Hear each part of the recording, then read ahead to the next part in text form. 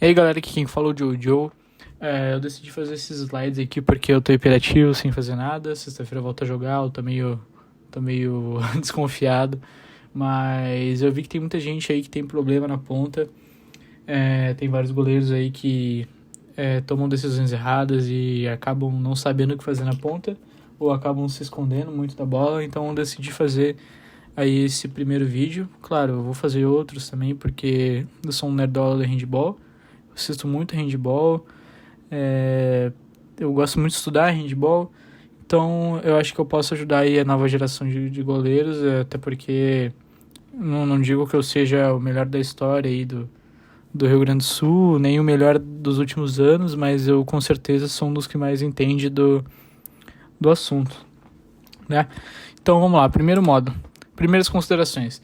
A gente tem que entender que na ponta a gente tem um 1 contra 1 muito explosivo, muito, como posso falar, muito perigoso, né? Porque um ponta bom, ele com certeza vai saber onde botar a bola, ele vai ter recurso para botar a bola onde ele quer. Então a gente tem que saber como jogar com um ponta bom e também jogar com um ponta ruim. Porque uma coisa que eu vejo muito é que muitos goleiros, eles tomam mais gol de pontas ruins do que de pontas bons. Talvez pela ideia de que, eles vão me dar bolada na cara, ou eles vão machucar, entendeu? Mas é uma coisa que a gente tem que alterar. Até porque eu tenho desenvolvido uma teoria minha, que é o handball total, ou sei lá, defesa total, que é usar todas as partes do corpo para defender. Independente se for o rosto, se for a barriga, se for o peito, que é o certo, né? Bom, a gente tem que entender que nos últimos tempos aí a gente tem tido muitos treinadores de goleiro do feminino vindo treinar no masculino. E qual que é o problema disso? Eles acabam nos ensinando teorias que funcionam mais no feminino. Como a teoria de ficar grudado na trave, na ponta, para depois explodir pro longo. Por que não funciona? Primeiro, o handball masculino e feminino, dependendo da categoria, é muito diferente. A velocidade da bola, a mentalidade de jogo, até obsessão pelo esporte também. Tem garotos que são muito mais obcecados que garotas e garotas que são muito mais obcecados do que os garotos. Só que no handball, mesmo que o feminino tenha um desenvolvimento maior em categorias de base, o masculino ele tem mais, como posso falar, ele tem uma visão diferente do jogo, entendeu? Não é melhor nem pior, mas ele tem uma visão diferente, o que acaba conflitando com essa ideia de um goleiro jogar no masculino como se fosse o feminino. Então a gente tem que entender que a gente tem que separar as coisas. Se tu observar qualquer goleiro, hoje em dia, nenhum faz esse negócio de ficar grudado na trave. Talvez o Giba de Santa Maria, mas é um goleiro que ultimamente tem sido fraco na ponta, porém, mesmo tendo bons resultados em outras áreas, ele é fraco na ponta. Mas, basicamente, nenhum goleiro masculino faz essa questão. Tu pode acabar fazendo alguma hora? Pode sim. Até por causa que existe a finta, né? A ponta ela é uma coisa muito variável. Não existe apenas uma forma de jogar na ponta. Existem várias que se complementam. Bom, como eu devo me posicionar? A ponta, ela é muito volátil. O que eu quero dizer com isso? Tu pode tanto estar uma hora grudado na trave, quanto tu pode estar no meio da área. Isso tudo vai depender do atacante, de quem está pulando. Se o cara ele tem muito recurso e vai parar lá no meio da área, tu basicamente vai seguir ele e vai manter o teu corpo, o teu tronco reto com o cara, né? Se o cara for muito ruim, ele vai pular pouco, ele vai saltar pouco pro meio, vai pular pouco e vai ser muito mais fácil de defender, mas sempre mantendo reto com o corpo dele. O que tem que acontecer é que tu não pode dar chance pro cara fazer gol. Bom, aqui eu trouxe 2 exemplos, até que pode-se dizer que ele tá muito para um lado, muito pro outro, mas é difícil fazer isso no pente. Aqui também, um posicionamento bom, aqui tu vê que todas as chances de arremesso são cobridas, sei lá, e aqui, se a bola viesse mais para cá, o goleiro com certeza conseguiria defender. Esse é o posicionamento base, teoricamente, né? Aqui eu trouxe um exemplo que ele pulou menos, aqui um exemplo que o cara pula mais, e é isso. Bom, eu vou trazer aqui alguns exemplos de vídeo, só deixa eu abaixar o volume aqui. Peraí que eu tô com o dedo quebrado, só deixa eu... tá. Aqui, ó. A gente tem primeiro essa defesa do Palika, né? Que é um goleiro muito acrobático e ele demonstra isso nessa defesa. Só deixa eu... Aqui, ó. Se a gente for perceber, a gente tem o deslocamento junto com o atacante. Quando o atacante tem o seu pico, né, de altura e ele não vai mais vir tanto pro lado, ocorre primeiro, ó, tá no pico de altura, parou, e ele começa a ler o braço. Tu vê que ele não toma decisão nenhuma, ele pode até começar a ter uma iniciação de defesa por causa da leitura do braço, ou ele estudou o jogador. Aqui, ó, ele tem o início de defesa e conforme ele vai lendo o braço, ele vai se movimentando. Aqui, ó, ele entende que esse braço para baixo vai ser um arremesso nessa altura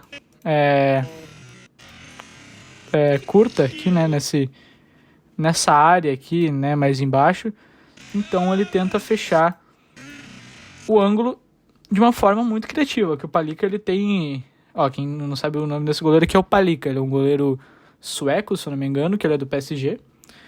E, ó, ele tem essa ideia aqui de cobrir na leitura do braço, que, ó, ele espera e o braço se confirma vindo para baixo. Ele tem essa ideia de fechar o ângulo dessa forma criativa. Mas, como vocês podem ver, dando passo para frente, se deslocando, como deve ser. Entendeu? Como deve ser. Um passo para frente, ou melhor, meio passo para frente, depende da tua altura, tu não quer tomar uma vaselina, né? Meio passo para frente. E segue o cara. Quando ele atingir o pico de altura, tu começa a ler o braço. Essa é a teoria. Aqui eu trouxe um exemplo meu, que o contexto dessa jogada é esse ponto aqui. Eu estudei ele, eu assisti os últimos jogos dele e percebi que durante a nossa partida o Raul estava tomando muito gol debaixo das pernas desse goleiro, desse ponta. O Raul ele é um goleiro que ele acaba jogando muito de pernas abertas, né? Ele abre muito as pernas para jogar. Isso acaba às vezes dificultando um pouco as defesas de ponta, né? Porque a defesa de ponta ela não é um lugar que tu quer estar com as pernas abertas, por causa que a velocidade do braço do ponta com certeza vai bater o teu reflexo nas pernas, né? Geralmente. Então, o que eu decidi fazer aqui? Se vocês perceberem, eu fintei o cara. Isso aqui foi uma finta. Por quê? Ó, ele pulou, eu não tava seguindo ele, mas eu saltei abrindo minhas pernas. Pra quê? Ele achou aqui que eu ia ficar assim, que nem uma perereca aberta. Mas quando eu vi que ele ia abrir que ele desceu o braço e que ele ia efetuar o arremesso debaixo das minhas pernas, conforme ele fez com o Raul e conforme eu scoutei ele nas outras partidas, eu fechei a perna e consegui defender. Quem disse que eu nunca peguei uma defesa fazendo aquele movimento, tá aí. Aqui, ó, de novo. Dei um passo pra frente, mesmo que com o pé errado. Eu dei o passo com o pé errado aqui, um cacuete que eu precisei resolver. Aqui, ó. Fui com o pé errado. Pulei, abrindo as pernas e fechei pra fintar o atleta que eu conhecia. Essa finta, ela não veio do nada. Eu conhecia o atleta, eu estudei o atleta e sabia que se eu fizesse isso, provavelmente eu conseguiria ter uma defesa. Show. Aqui nós temos mais 2 vídeos, né, do Papai Landim. E aqui o que a gente consegue perceber também, só para reforçar mais um pouco. O que a gente percebe? Opa, calma que eu sou um velho. O que a gente percebe aqui também? A bola, o cara seguiu a bola na ponta, o Landim ele vem pra frente e mantém o tronco reto com o cara. O cara não saltou tanto, o cara tá aqui mais ou menos. Não saltou tanto, ele ficou reto com o cara. E o Landim, ele se precipitou aqui um pouco, só que o cara é maluco, velho. O cara é maluco e conseguiu defender do mesmo jeito, né? Mas se bem, ó, se tu for perceber, ele não se precipitou tanto, porque o braço do cara tava aqui em cima toda hora. O cara não abaixou o braço. E quando o cara vê esse espaço aqui, ó, ele pensa, vou tacar ali. Só que o que o Landim faz?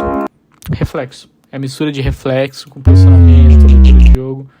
E aqui, ó, que vocês conseguem ver um exemplo daquela, por exemplo, ou melhor, um exemplo de outra finta, uma finta que pode ser parecida com a minha. Ou melhor, a minha é parecida com a dele, porque o Landim é melhor, muito melhor. A gente vê aqui, ó. Seguiu o cara. E aí, explodiu lendo o braço. E o cara defendeu, né? Tem vários highlights aqui, eu não vou mostrar todos, porque, né? Bom, mais um de ponta.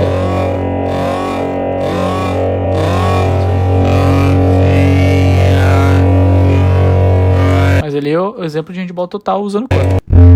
Né? Antes de passar, a gente tem que reforçar isso. Cara, não tenha medo de usar o corpo. Bota a barriga, bota a cintura, defende com a cintura, que isso é uma coisa ensinada no handball feminino e é muito válido pro masculino. Usa a cintura, bota a barriga, toma a bolada na cara. Porque, cara, uma coisa que eu aprendi é a dor da bolada na cara vale a pena depois no final, velho. Vale a pena. E como posso ler o jogo? Aqui eu tava, né, eu acabei falando sobre isso já, mas basicamente tu tem que aprender a entender como o cara pensa, como o cara ele vai agir em determinada situação, né? Se tu for acabar lendo o braço, né? Claro, o cara pode te fintar, o cara pode quebrar a munheca, pode fazer um monte de coisa, mas a base é isso aqui. A gente tá falando de casos que geralmente acontecem. O cara do outro lado pode ser o melhor ponta do Brasil e ele vai fazer totalmente diferente e o que eu falar aqui não vai te ajudar em nada.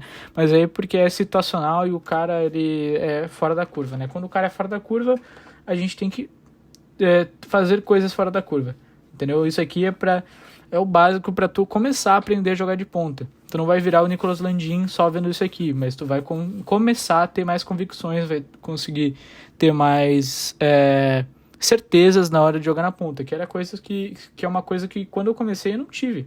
Eu não tive ninguém para me mostrar. Claro, eu tive até um monstro, o Biel, para me ensinarem, só que, né, nenhum dos dois é muito referência na ponta, né? Mas basicamente isso aqui.